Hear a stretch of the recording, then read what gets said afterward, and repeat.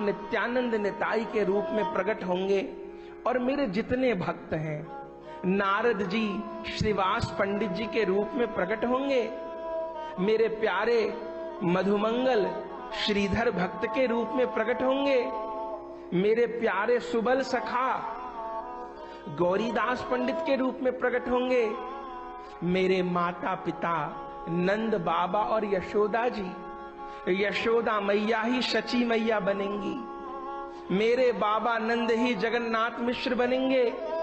ऐसे में अपने पूरे परिकर के साथ में अब कलयुग में गौर लीला प्रकट करने के लिए आने वाला हूं, पर पहले आप प्रकट होइए और प्रकट होकर के आधार बनाइए। ये कहकर के आकाशवाणी मौन हो गई और तभी भगवान शंकर ने नारायण के साथ सम्मिलित होकर के सबसे पहले, ये गौर लीला के सबसे पहले परिकर हैं, जो सबसे पहले अवतरित हुए हैं, जिनका नाम है अद्वैताचार्य जी। ये अद्वैताचार्य जी श्रीहट्ट में प्रकट हुए कुबेराचार्य पंडित के यहां पर। इनकी माता जी का नाम लाभा देवी, इनके पिताजी साक्षात कुबेर के ही अवतार हैं, कुबेराचार्य जी। इनके यहां आपका प्राकट्य हुआ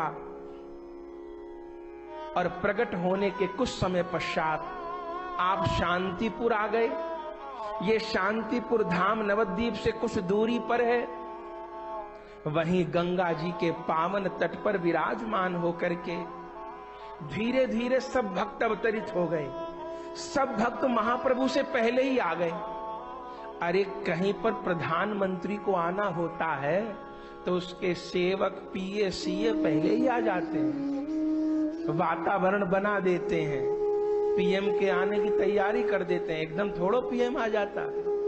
ऐसे ही भगवान का अवतरण होना होता है, पहले परिकर उतरता है आकर के, भगवान के अवतार के लिए भूमि तैयार कर देता है।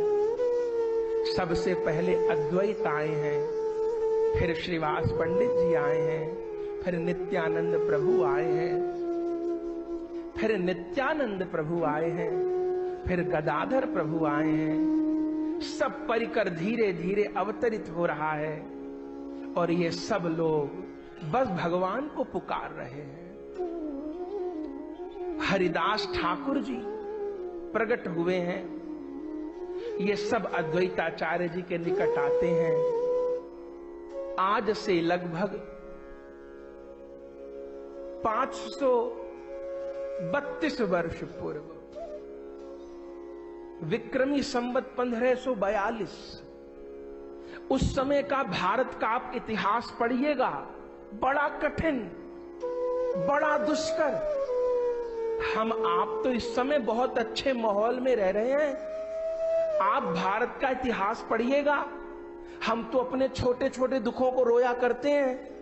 हम जब अपने पूर्वजों के दुखों को सुनेंगे, याद करेंगे, तो हमको लगेगा हमारा दुख तो राई के दाने के बराबर भी नहीं है।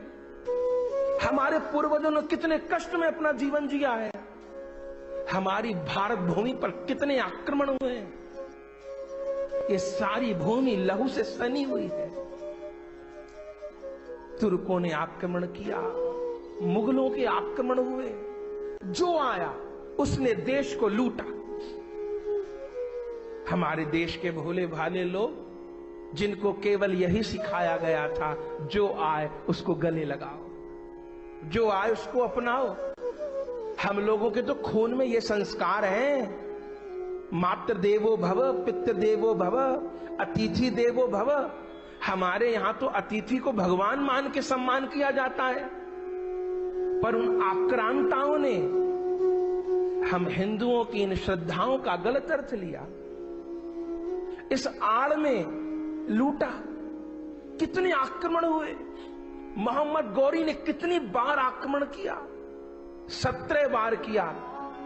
पृथ्वीराज ने 17 बार पछाड़ा उसको, लेकिन ये सोच करके छोड़ देते थे शायद सद्बुद्धि आ जाएगी, शायद सद्बुद्धि आ जाएगी। 18वीं बार वो हिंदू राजा हार गया था। किसी षड्यंत्र के तहत तो आप जानते हैं मोहम्मद गौरी ने क्या किया था? 17 बार जिस नरेश ने माफ कर दिया था, 18वीं बार धोखे से हार गए थे, तब मोहम्मद गौरी ने लोहे की गर्म सलाखें डाल के उनकी आंखें निकाल ली। उनकी पत्नी थी, उसको निर्वस्त्र करके अपने सैनिकों के बीच छोड़ दिया था बलात्कार के लिए। उस समय पृथ्वीराज की दोनों बेटियां घोड़े के ऊपर सवार होकर के और तलवार लेकर के युद्ध के मैदान में कूद गई थी और मोहम्मद गौरी का सिर काट दिया। लोहा लिया था उन बेटियों ने। बड़ा कठिन इतिहास है भारत का। स्कूलों में जो इतिहास पढ़ाए जाते हैं झूठे हैं। हमको बताया जाता है बाबर बहुत महान, हुमायूं बहुत महान, अकबर बहुत महान, शाहजहां बहुत महान, अकबर औरंगजेब बहुत महान। ये कोई महान नहीं थे, सब लुटेरे थे जिन्होंने भारत मां को लूट लूट करके खाया। जबरन हिंदुओं के धर्म परिवर्तन करे, मंदिर तोड़े, गुरुकुल तोड़े, औरतों को बेइज्जत किया, लड़कियों को उठा के ले जाते थे, पैसा लूट लेते थे, गो हत्या करते थे। किसी हिंदू की कोई सुनवाई नहीं थी। हिंदू की कहीं सुनवाई नहीं थी। आप जो चाहो वो कर सकते हो। तलवार की नोक पर हिंदुओं के धर्मांतरण हो रहे थे। जो कबूल कर लेते थे उनको मुगल धर्म परिवर्तन करवा दिया जाता था, जो नहीं करते थे उनके सिर काट दिए जाते थे।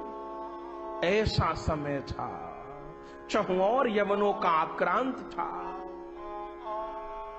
भारत की दिल्ली की गद्दी के ऊपर भी मुगल बैठे थे और उस समय बंगाल का राजा था हुसैन शाह। वो हुसैन शाह मनमानी कर रहा था। इन लोगों ने बहुत अत्याचार किए। उस समय सारी हिंदू जनता त्राही त्राही कर रही थी और सब लोग, कितने लोग तो धर्म परिवर्तन कर चुके थे, पर ऐसे भी हिंदुओं की कमी नहीं थी जो प्राण देने को तैयार थे लेकिन धर्म देने को तैयार नहीं थे। और आज बड़ी चिंता होती है, हमारे पूर्वजों ने जान देनी स्वीकार करी, धर्म देना स्वीकार नहीं किया। आज ऐसा कठिन समय कि आदमी 2-4 रुपए के ऊपर अपना धर्म बेचने को तैयार, 10-20 रुपया के ऊपर अपनी उपासना, 1000-2000 लाख 2 लाख के ऊपर धर्म बेचने को तैयार है अपना। कितनी विडंबना है। हमारे पूर्वजों ने सब कुछ त्यागा था पर धर्म नहीं त्यागा था। बहुत कठिनाई में कष्ट से जिए थे। सब कुछ अस्त व्यस्त था उस समय। ये उस समय का तत्कालीन भारत का इतिहास है कि इसकी बहुत बड़ी व्याख्या है, उसमें नहीं जा रहे। राजपूत लोग जूझ रहे थे। हुमायूं ने हमला कर दिया था। राणा सांगा ने, बाबर का हमला हुआ था, राणा सांगा ने सब राजपूतों को एकत्र करके लड़ाई करनी चाहिए थी। वो सबसे बड़ा युद्ध था, लेकिन राजपूत हार गए थे। उसमें लाखों राजपूत मारे गए थे क्योंकि बाबर के पास तोपें थी और उस समय हिंदू राजाओं के पास तोपें नहीं थी। वो लोग तलवारों से, तीर कमान से लड़ते थे। बहादुरी में कमी नहीं थी, देशभक्ति में कमी नहीं थी। इस बात का लाभ उठाया, तोपों के आगे राजपूतों की सेनाएं गिरने लगीं। और दूसरी जो सबसे बड़ी कमी रही कि हिंदू समाज में आपस में फूट हो गई, फूट पड़ गई हिंदू समाज में आपस में। एक राजपूत दूसरे राजपूत को देख के जलने लगा। ब्राह्मण कहने लगे हम वैश्यों से संबंध क्यों रखें, वैश्य कहने लगे हम क्षत्रियों से क्यों रखें, क्षत्रिय कहने लगे हम हरिजन से क्यों रखें। धर्म को वर्णों में बांटा गया और इससे नुकसान हिंदू धर्म को हुआ। वर्णों में, जातियों में बंटते चले गए, कमजोर होते चले गए और वो लोग निचले तबके को धर्म परिवर्तन करवाते चले गए। तो हिंदुओं की बड़ी भारी दुर्दशा थी, और जो हिंदू थे वे लोग पथभ्रष्ट हो गए थे। वे उपासना किसको मानते थे कि दुर्गा जी को बकरे की बलि दी जाए, बलि को सबसे बड़ी पूजा मानते थे। यज्ञ को, जिनमें हिंसा होती थी, सबसे बड़ी पूजा मानते थे। जो हिंदू थे वे भी पथभ्रष्ट थे। उनको कोई सनातन धर्म समझाने वाला नहीं था, वैष्णव धर्म समझाने वाला नहीं था। चहुं और हाहाकार थी। उस समय इस सब पीड़ा को देख करके अद्वैताचार्य जी के हृदय में महान पीड़ा हुई, और उन्होंने गंगा जी के तट पर 1-2 दिन नहीं 50 वर्ष गंगा जी के तट पर बैठ करके अपने सालिग्राम जी को गंगा जल से स्नान कराते थे, और उनके ऊपर तुलसी दल छोड़ते थे गोपाल मंत्र से, और रो रो कर भगवान को पुकारते थे, हे कृष्ण अवतार लो, हे कृष्ण अवतार लो, हे कृष्ण अवतार लो, भारत का भाग्य सुधार लो, भारत का भार उतार लो, नीचे गिरे को उबार लो, हे कमल नयन निहार लो, अवतार लो, अवतार लो, अवतार लो, अवतार लो।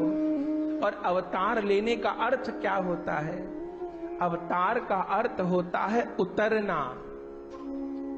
उतरिए आप, हे गोलोक बिहारी, हे वृंदावन बिहारी, अब इस धरा पे उतरिए। अब आपके आए बिन काम पूरा नहीं होगा। तो दल जल तुलसी गंग सो, दल जल तुलसी गंग सो, दल जल तुलसी गंग सो, दल जल तुलसी गंग सो, पूजत साली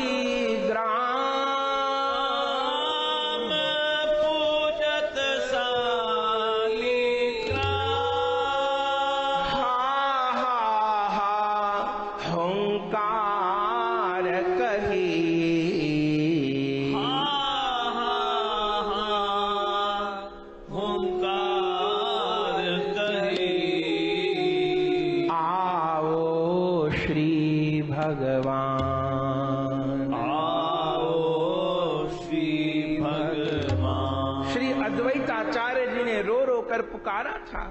उनकी साधना परवान चढ़ रही थी, वो निरंतर कीर्तन और नाम कर रहे थे।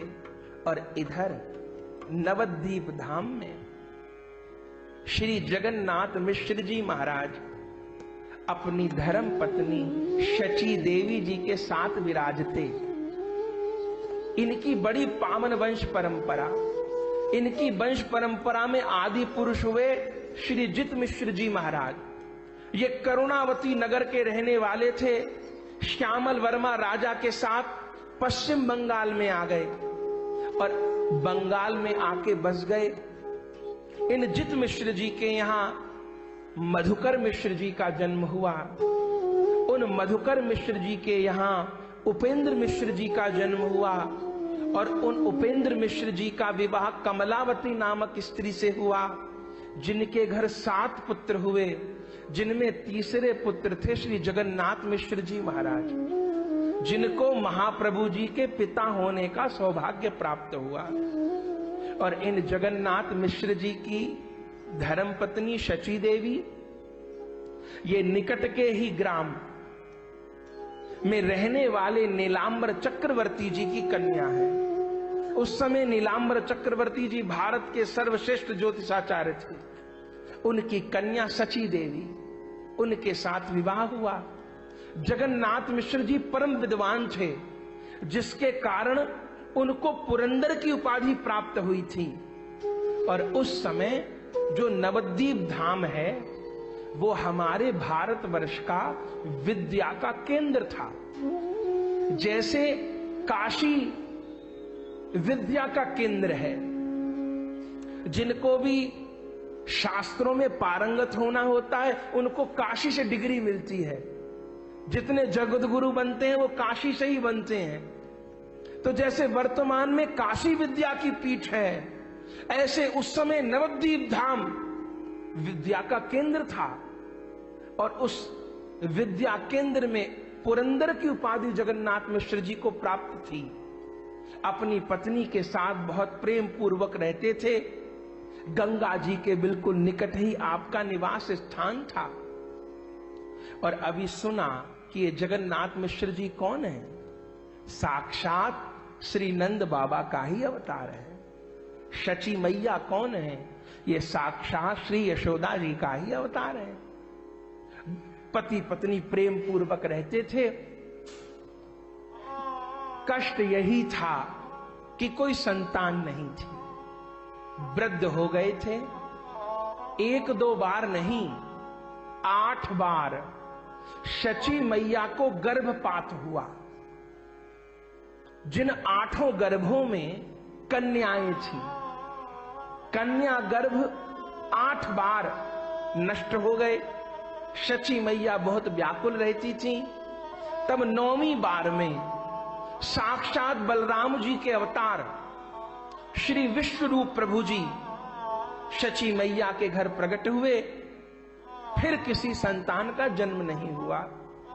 शची जगन्नाथ मिश्र जी व्याकुल रहते थे। निकट शांतिपुर में अद्वैत प्रभु जी, उसी नवद्वीप में श्रीवास पंडित जी और सब परिकर।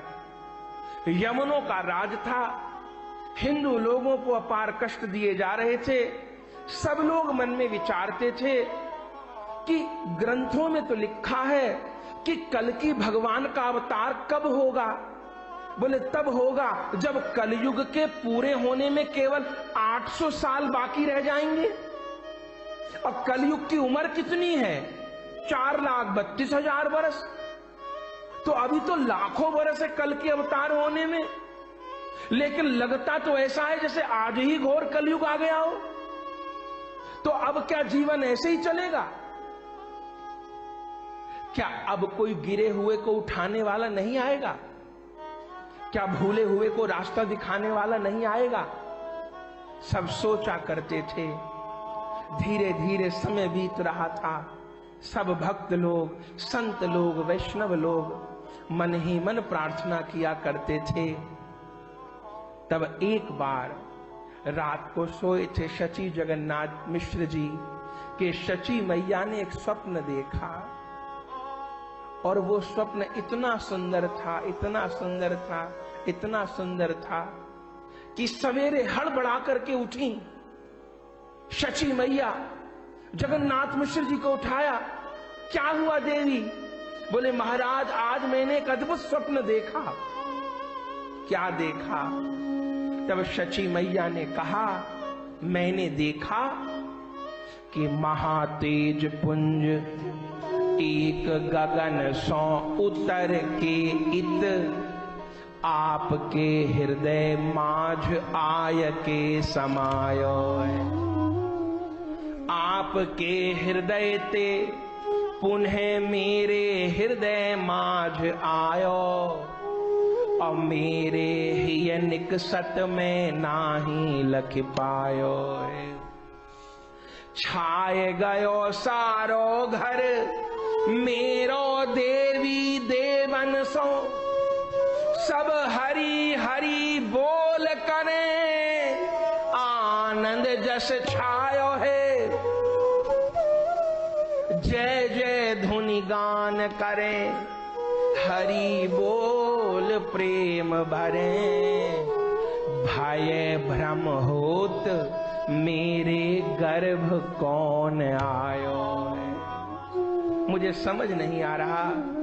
मैंने एक अद्भुत स्वप्न देखा कि पहले कोई आकाश से अद्भुत प्रकाश उतरा, नील वर्ण, और वो प्रकाश आपके हृदय में समाया।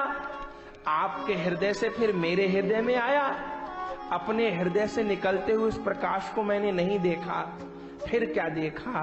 बोले फिर देखा मेरा पूरा घर देवी देवताओं से भर गया है। सब लोग भुजा उठा के हरि बोल हरि बोल हरि बोल ऐसा कीर्तन कर रहे हैं, जय जयकार हो रही है। और उन सब देवताओं के बीच में कोई बहुत दीर्घ आकार का गोरे रंग का पुरुष रो रो कर कृष्ण हे गा रहा है। और फिर वो पुरुष मेरे गर्भ में आकर विराजमान हो गया बालक बन करके। मुझे समझ नहीं आ रहा कि कौन आकर के मेरे गर्भ में निवास कर रहा है। जगन्नाथ मिश्र जी ने कहा, देवी ये स्वप्न तो बहुत अच्छा है, तुम इस स्वप्न का आनंद लो।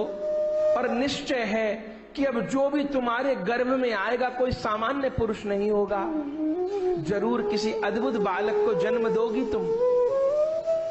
और जिस दिन ये स्वप्न देखा कि कोई प्रकाश, देखिए भगवान प्रकाश रूप में ही भक्त के हृदय में आया करते हैं। हम बार बार क्यों कहते हैं आप हमारे दिल में उजाला कर दीजिए, हमारे भीतर प्रकाश कर दीजिए? क्योंकि प्रकाश के रूप में ही भगवान पहले आया करते हैं, ज्ञान का प्रकाश करते हैं, नाम का प्रकाश करते हैं।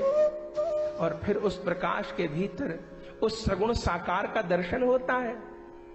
प्रकाश का दर्शन हुआ, और जैसे ही प्रकाश का दर्शन हुआ कि थोड़े ही दिनों में शची मैया के शरीर में गर्भ के लक्षण प्रकट हो गए।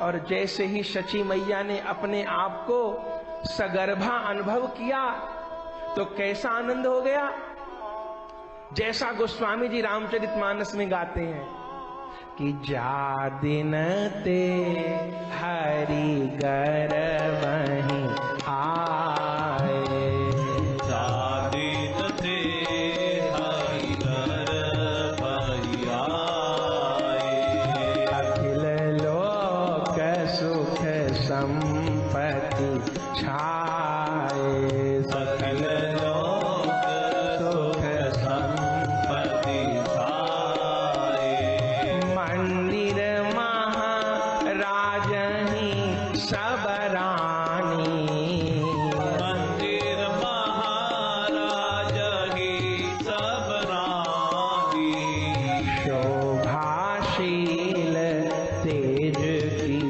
खानी, शोभाशील तेज की खानी, जा दिन ते हरि गर्भ आए। राधीन ते हरि गर्भहि आए। आनंद हो गया महाराज। जिस दिन से भगवान गर्भ में आए, शची मैया आनंद में भर गए, उनको बड़े बड़े दिव्य अनुभव होने लगे। संध्या समय जगन्नाथ मिश्र जी आते हैं, पूछा करते हैं शची मैया से। शची मैया बताती हैं, बोले देवी आपको क्या अनुभव होता है? बोले महाराज बड़े बड़े दिव्य अनुभव होते हैं। जब सवेरे उठती हूँ तो क्या देखती हूँ कि मेरे पूरे आंगन में किसी बालक के छोटे छोटे चरण छपे हुए हैं। जिस चरणों में शंख चक्र गदा पद्म है, आंगन में चरण छपे हुए हैं। समझ नहीं आता किसके चरण छपे हैं। जगन्नाथ मिश्र जी कहते हैं, अरे बावरी, जिन गोपाल जी की तू सेवा करती है, हमको तो लगता है वो हमारे गोपाल जी आंगन में डोलते होंगे। अरे मंदिर में बैठे बैठे थक जाते होंगे तो जरूर आंगन में घूमा करते होंगे, उन्हीं के चरण चिन्हों का तुझे दर्शन होता है, तू बहुत भाग्यशाली है। और क्या अनुभव होता है? बोले महाराज मुझे देवताओं के पायल की झनकार सुनाई पड़ती है। जब मैं सवेरे सूर्य भगवान को जल देने के लिए जाती हूँ तो मुझे लगता है सूर्य नारायण ही मुझे प्रणाम कर रहे हैं। ये बताओ कि तुमको इच्छा क्या होती है, तुमको क्या भोजन करने की इच्छा होती है, मैं वो व्यवस्था करूं। शची मैया कहती हैं, महाराज कोई इच्छा नहीं होती मुझे, केवल एक ही इच्छा होती है। क्या? बोले यही इच्छा होती है कि मेरे आंगन में अखंड कीर्तन होता रहे। मेरे आंगन में बस कीर्तन होता रहे, कृष्ण कृष्ण हरि हरि गोविंद गोविंद ये नाम पुकारे जाते रहे, यही इच्छा होती है। जगन्नाथ मिश्र जी कहते हैं बहुत सुंदर, तब तो जरूर तुम्हारे पेट में कोई कीर्तन का प्रेमी बैठा हुआ है जो तुमको ये इच्छा होती है।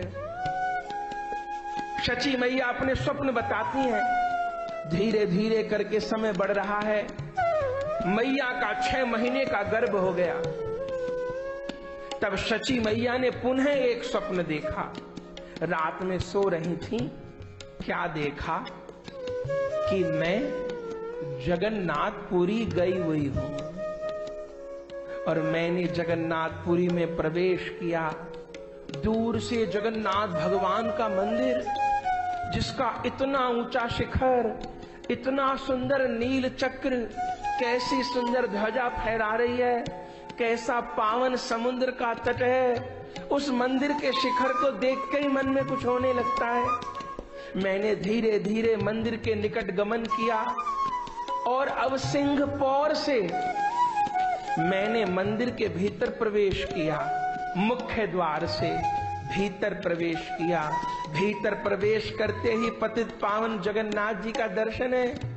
उन जगन्नाथ को प्रणाम किया, फिर भीतर मंदिर में प्रवेश किया और मंदिर की परिक्रमा करते हुए विमला देवी का मंदिर, सुंदर विश्वनाथ भगवान का मंदिर, इन समस्त मंदिरों का दिव्य दर्शन करते हुए लक्ष्मी जी का मंदिर, तीनों द्वारों की परिक्रमा करते हुए मैंने जगमोहन में, जो जगन्नाथ भगवान का मुख्य मंदिर है बीच में, उसमें प्रवेश किया।